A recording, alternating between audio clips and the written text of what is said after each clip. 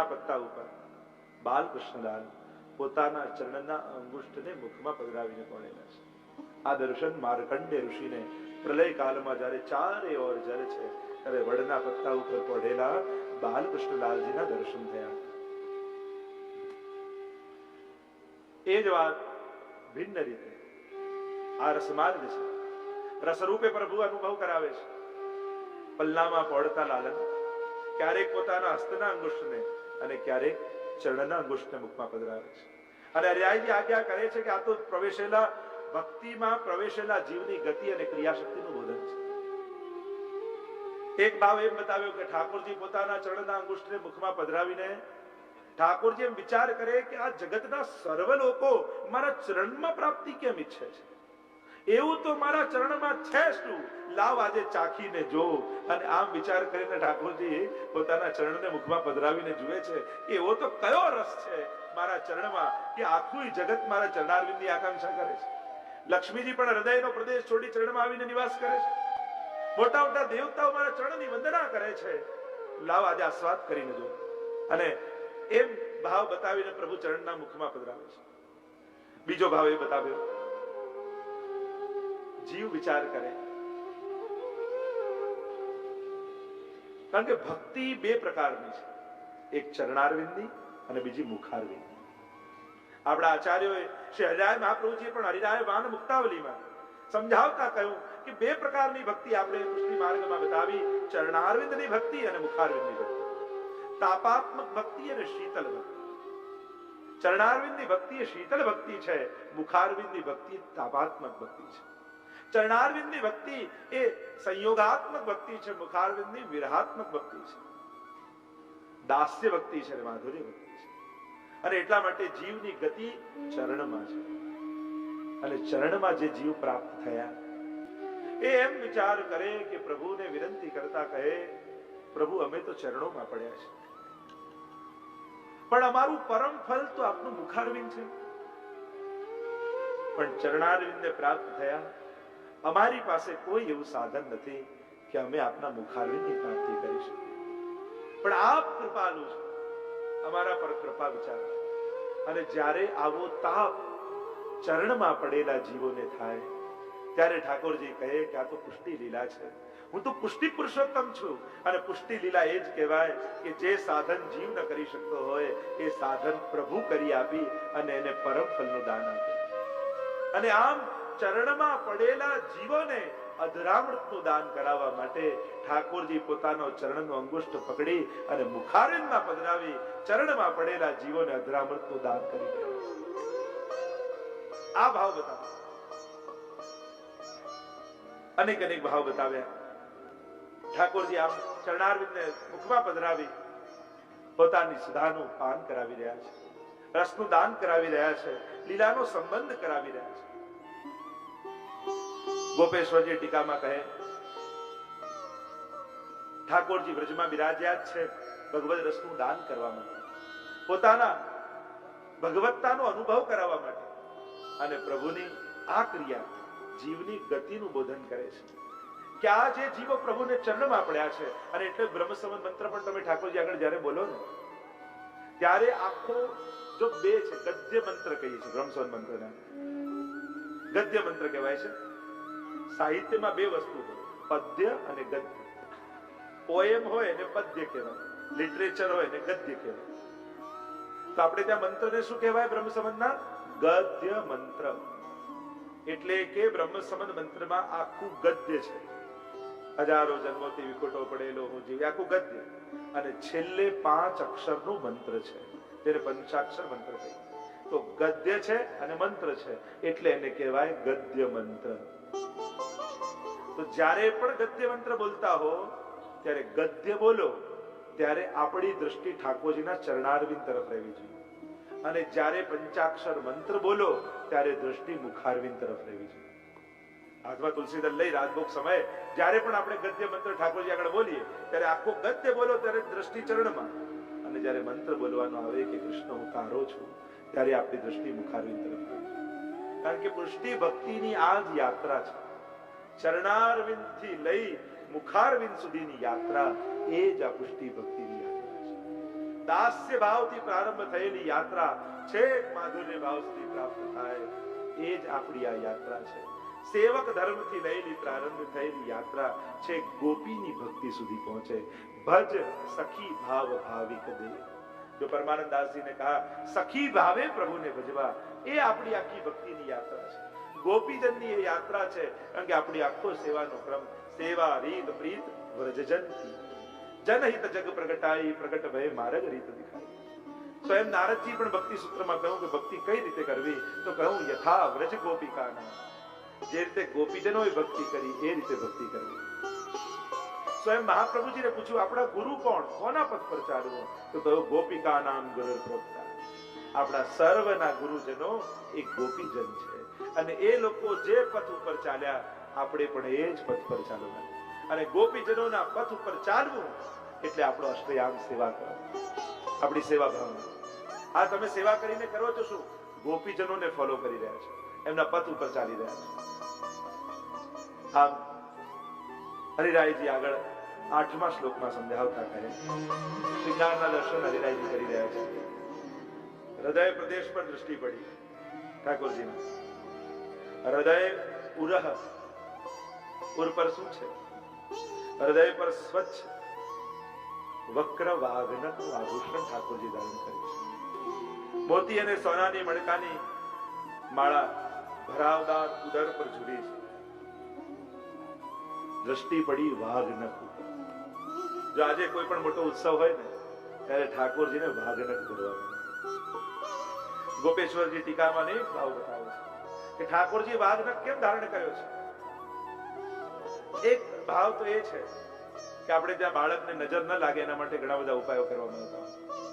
અને યશોદાજી પણ મારા લાલનને આટલા વ્રજભક્તો દર્શન કરવા આવે, આટલા અસુરો મારવા આવે છે, મારા લાલનનું રક્ષણ થાય એટલા માટે નજર ઉતારવાના ભાવથી રક્ષા કરવા માટે વાઘનક ધરાવે છે. જો ઠાકોરજી અનેક પ્રકારના હમેલ આદિ ધરવામાં આવે. હમેલમાં શું હોય? અનેક પ્રકારના નંગ ગ્રહોના મૂકવામાં આવે અને આખી હમેલ ઠાકોરજીને ધરવામાં આવે. અસલી હાર હમેલ બનાવે અને એમાં વાઘનક આદિ બધું પરોવીને આમ ઠાકોરજીને જનોઈની જેમ ધરતા હોય છે. એ ઠાકોરજીની રક્ષા માટે હોય છે. તો આ વાઘનક ધર્યો છે. એક ભાવ બતાવ્યો કે રક્ષા માટે. બીજો ભાવ એમ બતાવ્યો કે પ્રભુના ભક્તોના મન છે ને એ થોડા વાંકા છૂટા છે, ઊંધા પડેલા. જેમ કુવામાં કોઈ ગળો ઊંધો પડી જાય અને ઊંધો પડી જાય ત્યારે એને કાઢવા માટે પેલો કાંટો નાખવામાં આવે.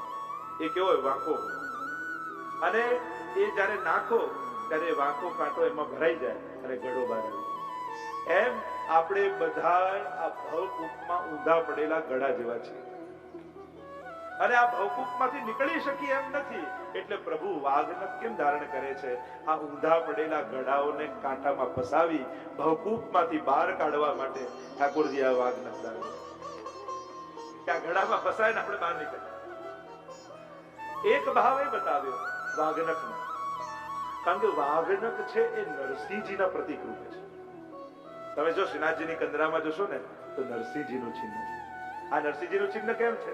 કારણ કે કંદરાની ભીતર, ગિરાજીની કંદરા છે એની ભીતર ઠાકોરજીની અનેકવિધ લીલાઓ ચાલી રહી છે. ખટ ઋતુ રહત સદા, ત્યાં તો દ્વાદશ નિકુંજો છે ગિરાજીની ભીતર, ખટ ઋતુઓ છે અને ઠાકોરજી ને સ્વામીજીની અહર્નિશ એટલે દિવસ રાતની અખંડ લીલાઓ ચાલે. અને એ ગિરાજીની કંદરાની બહાર જ્યારે ઠાકોરજી લીલા પ્રારંભ કરવાના હોય ને ત્યારે આ વાઘનખમાંથી નરસિંહજી પ્રગટ થાય અને નરસિંહજી પ્રગટ થઈ અને કંદરાની બહાર બિરાજી. શેના માટે છે? કે અધિકારી જે જીવો હોય એને પ્રવેશવા દે, એમને ભક્ત જેવા લાગે અને અનધિકારીઓને સિંહ જેવા લાગે અને એને જોઈને જ અનધિકારી લોકો ભાગી જાય. એટલે કેવલ અધિકારી જીવો જ પ્રવેશી શકે એના માટે ઠાકોરજી વાઘનખ ધારણ કરે છે. એક ભાવ એ બતાવ્યો કે ઠાકોરજી કહે કે હું તો ત્રિભંગી છું, હું તો વાંકો છું અને ભક્તોના મનને વશ કરવા માટે આવ્યો છું અને ગિરધર સબહી અંગ કો બાંકો, એ વાત બતાવવા માટે વાંકા વાઘનખને ઠાકોરજી હૃદયમાં ધારણ કરે છે. જો આજે આપણે ત્યાં સિંહપોળ આદિ હોય છે ઠાકોરજીની હવેલીઓ કે ઠાકોરજી બહાર ન પધારી, ત્યાં નિજજનો જ પ્રવેશી શકે, એના પ્રતીક રૂપે ઠાકોરજી આ સ્વચ્છ વાઘનખને પોતાના હૃદયમાં ધારણ કરે છે. કહ્યું આ તો કોરિયા છે એવો ભાવ બતાવે. દ્વાર પર હોય ને પેલા સિંહ પોળાવે પછી પ્રવેશ, અને આ કોરિયા સિંહ રૂપે છે જે પુષ્ટિ લીલા સંબંધી છે, જે કેવળ નિજજનોને પ્રવેશવા દે છે, એવો ભાવ આપણે ત્યાં બતાવ્યો. અનેક અનેક ભાવો, બીજા ગુણ ભાવો પણ ઘણા બધા છે, એની ચર્ચા હમણાં નથી કરતો, પણ અનેક ભાવ બતાવીને અહીંયા કહ્યું. ગોપેશ્વરજી ટીકામાં લખે છે કે ઠાકોરજી આ રીતે વાઘનખ ધારણ કરી ભક્તોના મન, ભક્તો જે દર્શન કરવા આવ્યા છે એ દર્શન કરવા આવેલા ભક્તોમાં કાંટો ફસાવી અને પોતાને પોતાની તરફ ખેંચી લે, તો ભક્તોને પોતાની નિકટ ખેંચવા માટે ઠાકોરજી આ વાંકા વાઘનખને ધારણ કરે છે. આવા અનેક અનેક ભાવ બતાવ્યા. આગળ સ્વરૂપની વાત તો કરી, હવે 17મા શ્લોકમાં પ્રભુના સ્વભાવની વાત કરી. ત્યાં નાનકડા લાલન સુંદર છે, આવા સુંદર સુંદર શૃંગાર કરે, આવા મરવટ કાઢે, આવી સુંદર શોભા, પણ આ લાલનનો સ્વભાવ કેવો છે? તમારે ઘરે બિરાજતા ઠાકોરજીનો સ્વભાવ તમે જાણો છો? સ્વરૂપને તો ઓળખ્યા, સ્વરૂપને તો શૃંગાર કર્યા, પણ એનો સ્વભાવ કેવો?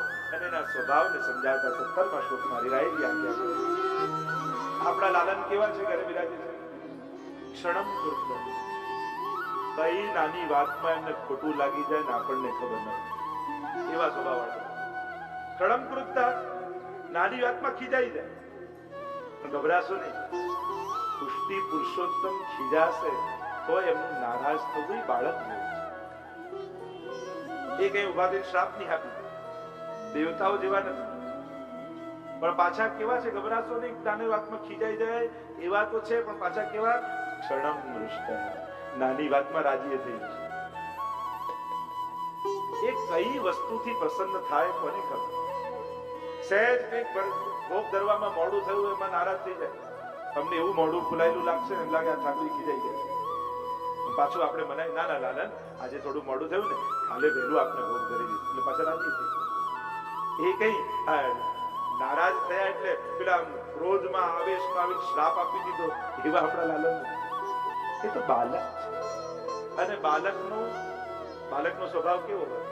માં મારે ને બાળક ખીજાય ને કોઈ રડતું રડતું માના જ ખોળા માર. આપણા લાલન પણ એવા જ છે, નારાજ થઈને ખીજાશે ને તો રડતા રડતા ભાગવાના નથી, તમારા જ ખોળામાં આવીને શાંત થવાના. આ બાલકનો સ્વભાવ, અને આવા આપણા પ્રભુ છે. માં મારે દીકરું તો ક્યાં જાય? રડતો રડતો પાછો મા પાસે જ આવે.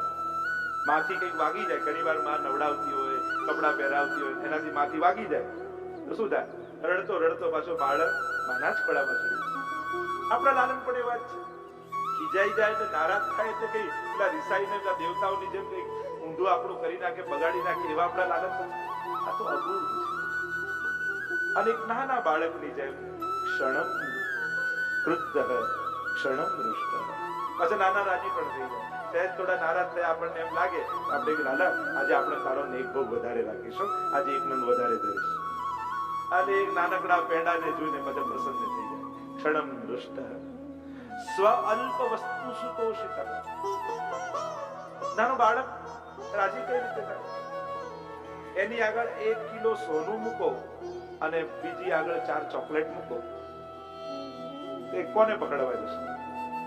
ચોકલેટ. આને કહેવાય સ્વ અલ્પ સુતોષિત. નાની વાતમાં પણ પ્રભુ રાજી થઈ જાય.